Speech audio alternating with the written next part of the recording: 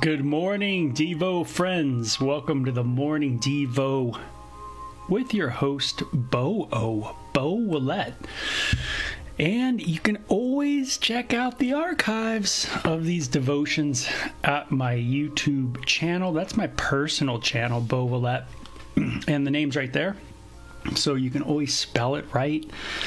And that crazy French-Canadian name. And we are going to be in Nehemiah 11:12 today.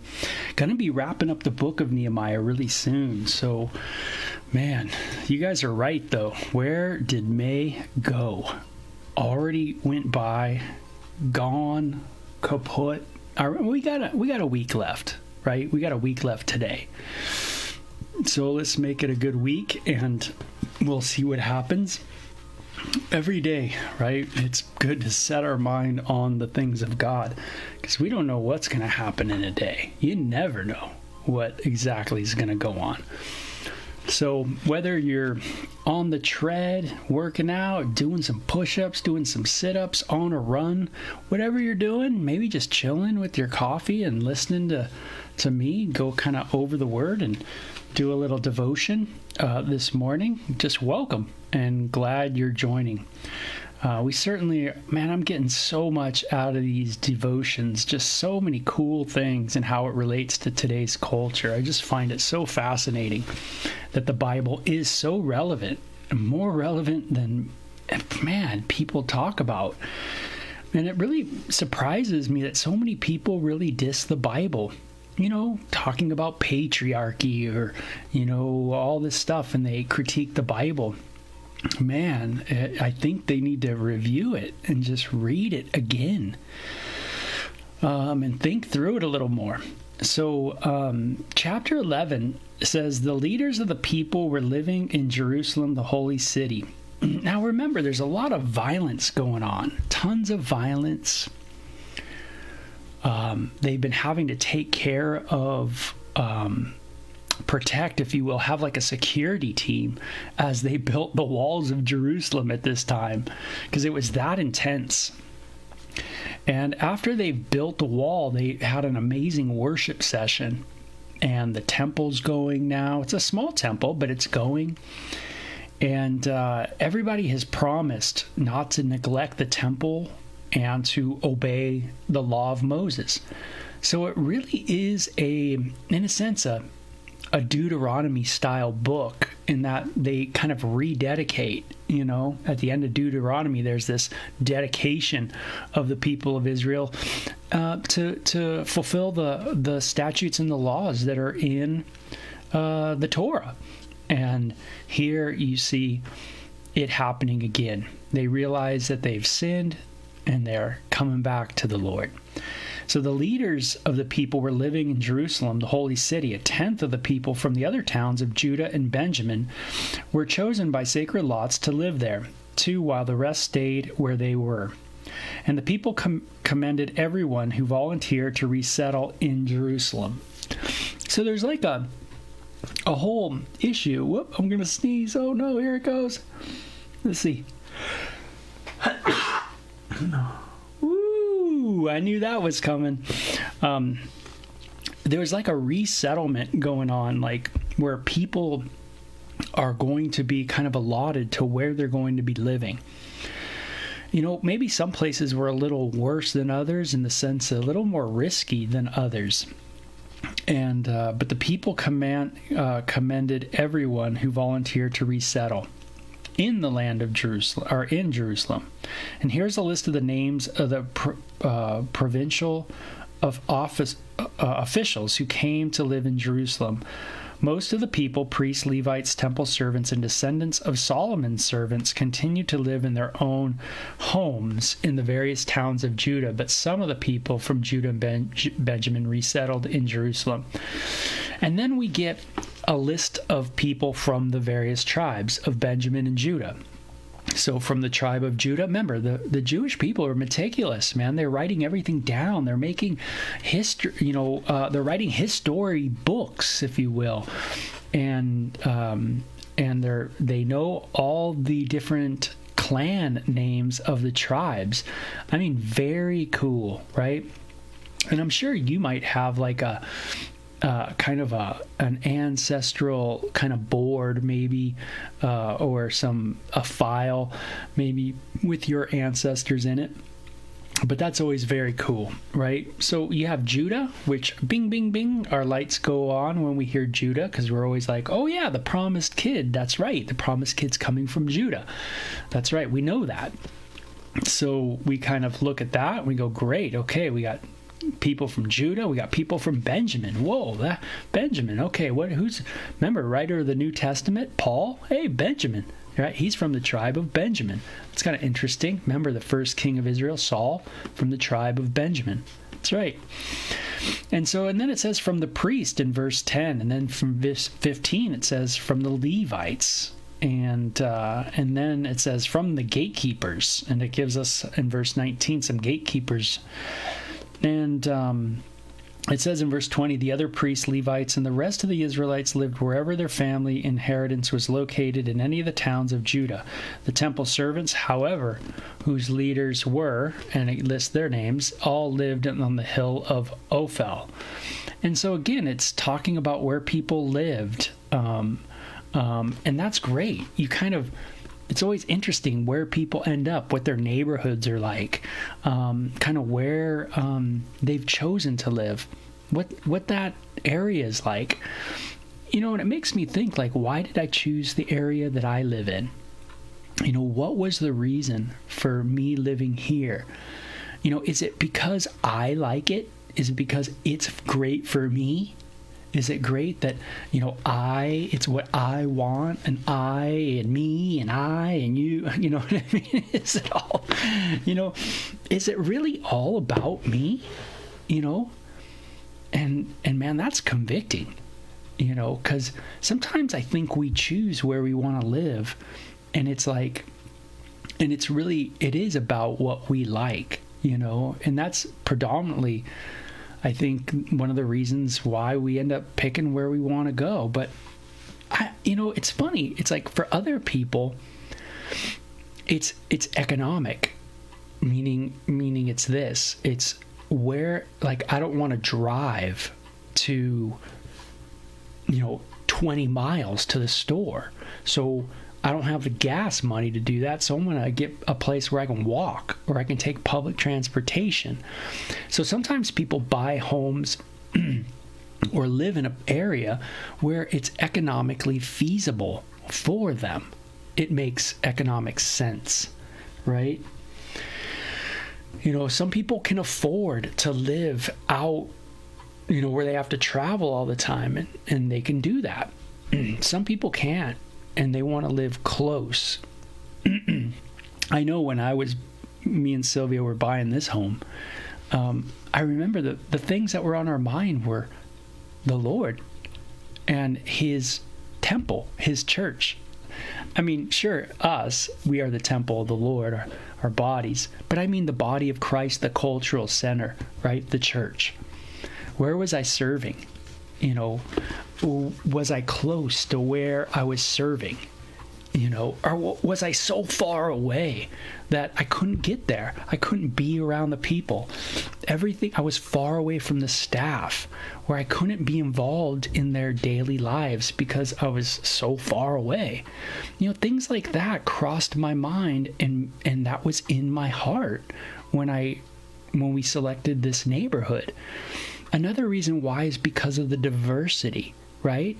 We wanted to live in a place that was diverse, right? That had diversity of people and ethnicities and groups like that. I didn't want to live in a place that was like everything looked the same. For me, I wanted some diversity, and it's because I'm from a place of a lot of diversity. And for me, it makes it like, I married diversity. So my kids are diverse, and so why do you live where you live? And it's neat to think about this. Here, people of Israel are looking at, where am I going to live? And remember, the temple is like, what is the central focus of Israel? Now, hey, how can we get our lives focused on what God's doing?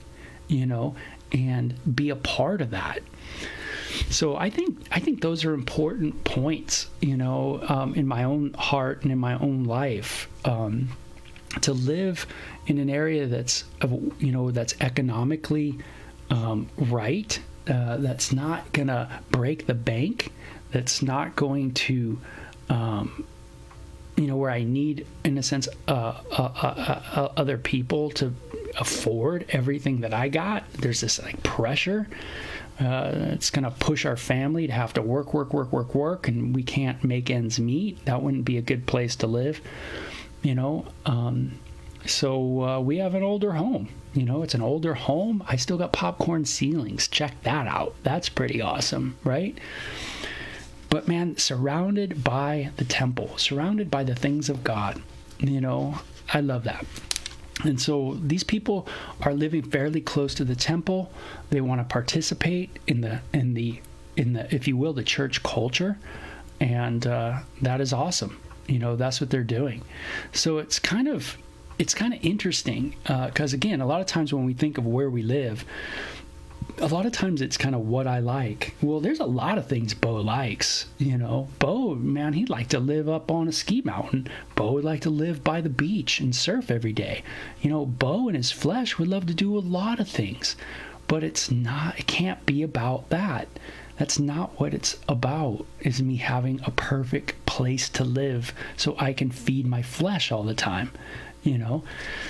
Man, I don't think that's the way to go, and I love Israel. They're surrounding the temple.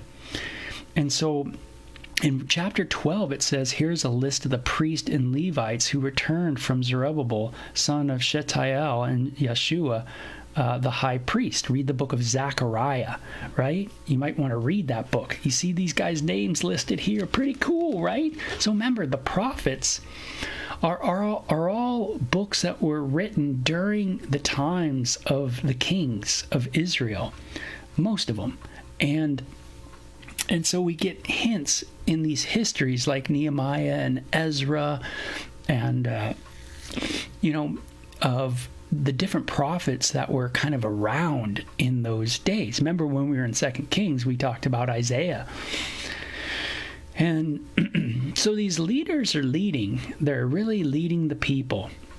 They're leading by where they live. That is an example to the people of the leaders' investment into the community, into the place that they serve, the place of God, the temple. And so the leaders are leading in that way, even by where they live. Man, that is a real word to us. And it makes me think of Jesus too. Do I live close to Christ, right? Am I, in a sense, moving in my life and the Lord's right with me? I'm always thinking about the Lord. Love that idea too. So, hey, Mike, I think I saw that you were in the house. Yes, brother Mike. Hope you're doing good, man. Doing real good. So, it's neat to see a list of the priests and Levites who returned. And you get an idea that here we now have more leadership coming back into the land of Israel.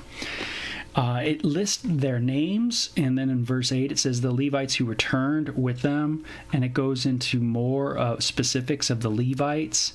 It goes into the high priest, and remember, they have a high priest. They have the Levites, the priests, the high priests, and they had to know their lineage because they had to, in order to obey the law of Moses, you kind of had to know who was who. And so again, Israel had a very meticulous history and writing everything down of where people were from, what tribes they were from, what clans they were from, everything. All their descendants, all the way back to Moses and Aaron, things like that. So pretty intense, right? What if we don't know our past? See, it's interesting. Check this out. Like, I think of it this way. Like, when I was young, I always said I didn't want to get married. And the reason why is because I valued me doing what I wanted to do That's what I valued. And I devalued everybody who came before me that had children and persevered and had to raise kids and had a family and the difficulties that come with family. See, I devalued family and I valued my own flesh, my own carnal desires, things I wanted to do. So this is how it went down. You know, growing up, you go, hey, I don't want kids, man. No way. That's like a hassle. You know, I don't want to get married. That's like ties you down. You mean intimacy with one person your whole life? I mean, that sounds crazy. You know, that's ridiculous. You know, that's part of that hegemonical power structure of Christianity. That's nuts. You know, I'm going my route. I want to do what I want to do. I want to be my own God. I want to live for myself. I'm not into no community. I'm into me, myself, and I. Individualism. That's what I worship. That's what I praise. That's what I said. You know, that's where I was at. And, man, you know, it's interesting how that our hearts get that way, you know, and we become very selfish where we forget just the simple things.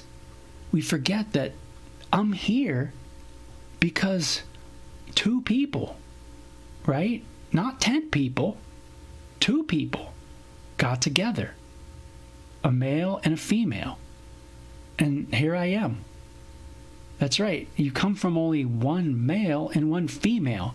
You don't come from 2 females and 2 men, or 3 men and 3 females. No, you come from one man, 1 woman, and we all get here that way. And then they got here that way. And then they got here that way. You see how cool it was that Israel knew this. They're writing it down. They valued family. They valued the community, the process of family. Man, in my heart, I devalued that. And what's weird is I was cutting off the branch that supported me. That's what I was doing. Man, help me not do that, God. Help me not cut the branch that supports me.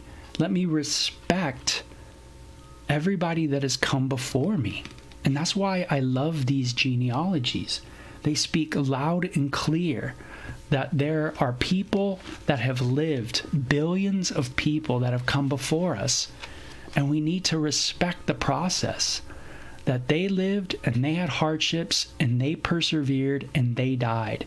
And we do the same thing. Unless we want to say, nope, I want to do my thing. And what we do is we maybe cut off our lineage. Wow.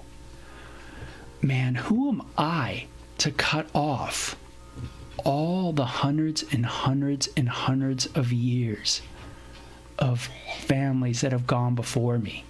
What a radical narcissistic thought that I'm going to cut it off.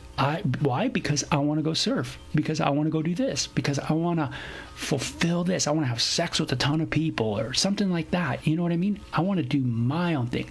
I don't want to have kids. I'm not going to make sure I don't have kids, blah, blah, blah. I'm going to cut it off. Everybody who went before me, I act like it didn't matter. That's interesting because it does matter. Why? Because I'm here saying what I'm saying. I'm saying something. You know, it's very difficult to criticize those who came before you because this is how we came to be.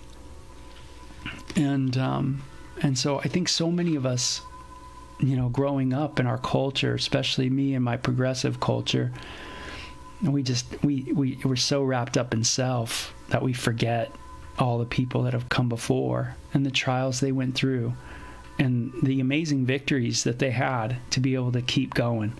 And here we have a list of people that persevered. Isn't that amazing?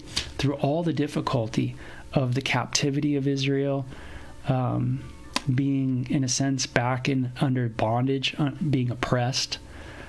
And here they have victory, and they've overcome.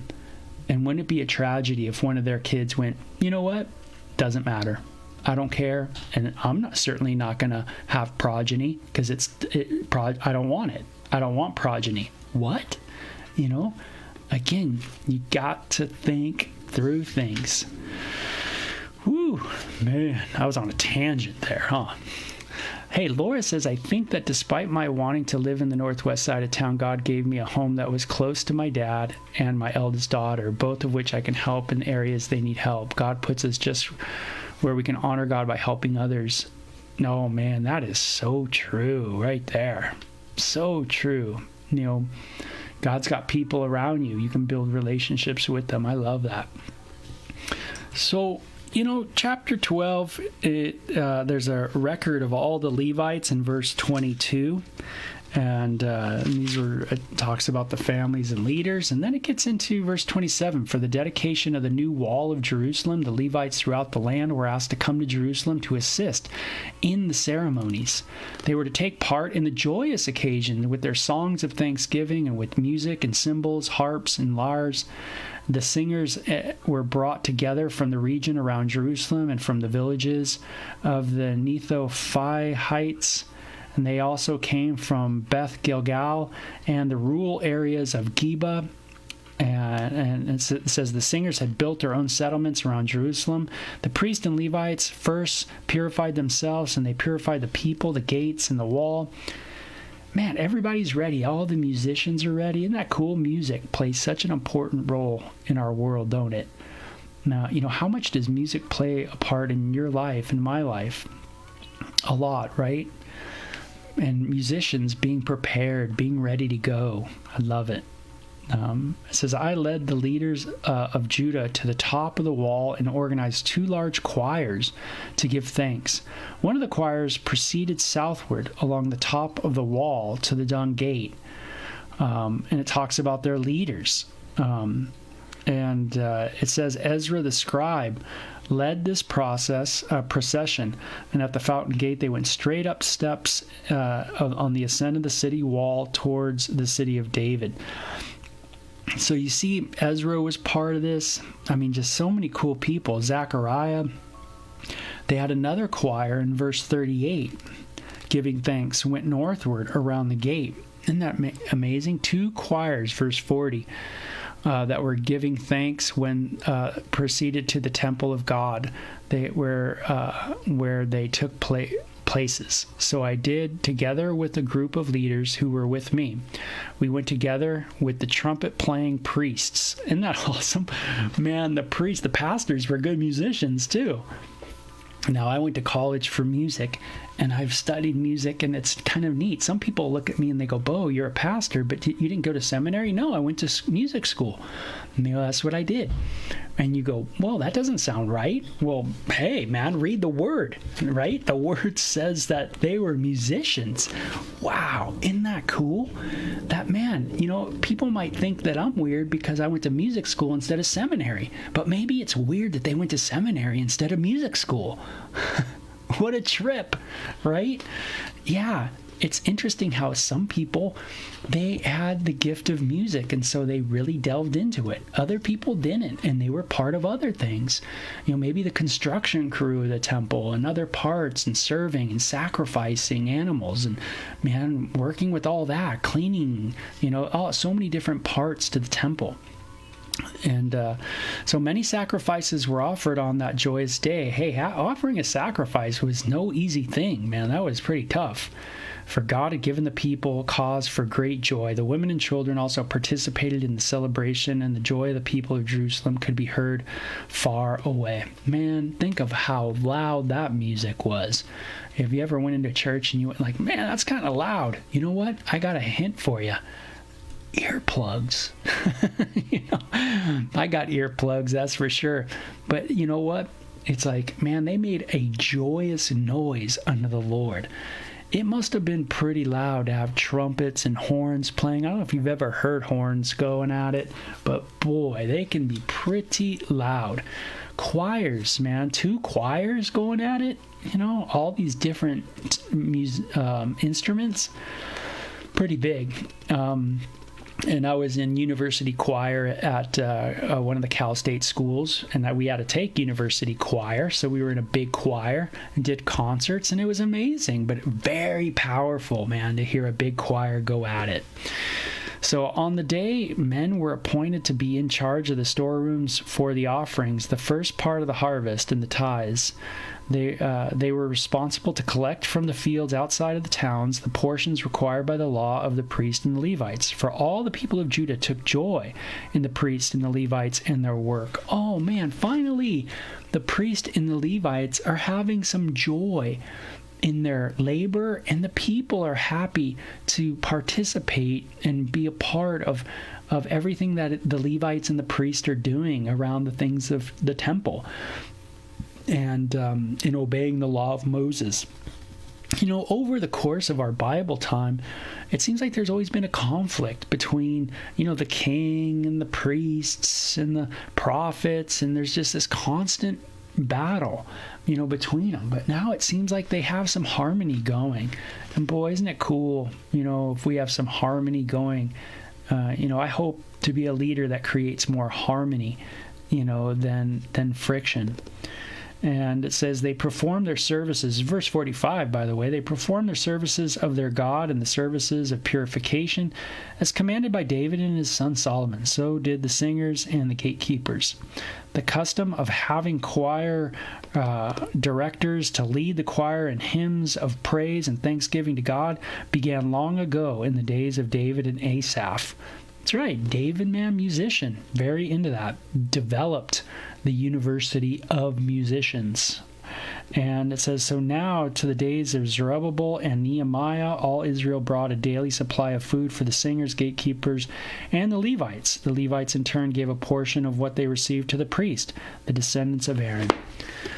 Things are ticking, man. Things are really working well. And isn't that great when everybody's, man, really into it? Now notice they were into it not from afar, but they were into it close.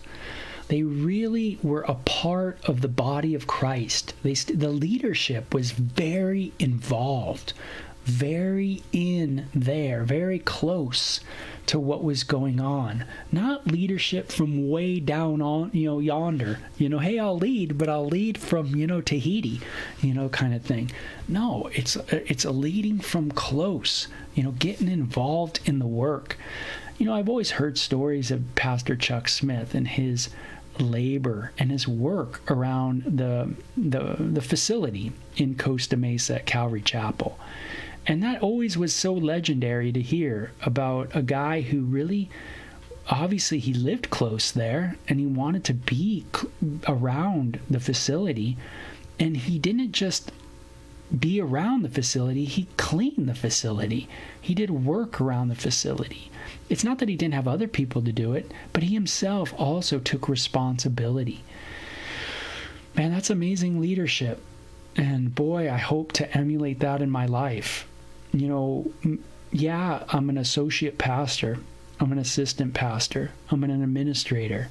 But boy, if I'm not into it enough to vacuum or to take out trash or to clean a toilet or to push a broom or to dig a hole or to paint, if I'm too into my studies, then I'm not studying the right book. I'm not in the right book. Our Lord was a carpenter. And, you know, it really hits my heart heavy as far as what I'm doing. And am I really looking at my God and my Lord, and am I really emulating Him the best I can with my work ethic? And these passages all tell us, Nehemiah, Zechariah, Joshua, they were all there. They were all busy doing the labor, leading, facilitating, and ministering, you know, doing the job. And man, that is a conviction to leadership today in the church. The church leaders need to look at these passages and go, man, what's the overall theme? Let's get at it, right? That's right. So it's neat. It's all about living close to the temple, being close to the community, being there in a place where now we're participating in the overall culture of the body of Christ. And so maybe I got to ask my question, am I participating in that body the way I need to be? And maybe I can pray about that today. So you guys have a great day, okay? And man, I hope that you got some good stuff out of these last couple chapters. We're almost done. We'll finish the book tomorrow, and then we'll have it'll be our POW day. As it says in Hawaii, we will be done, finished, POW.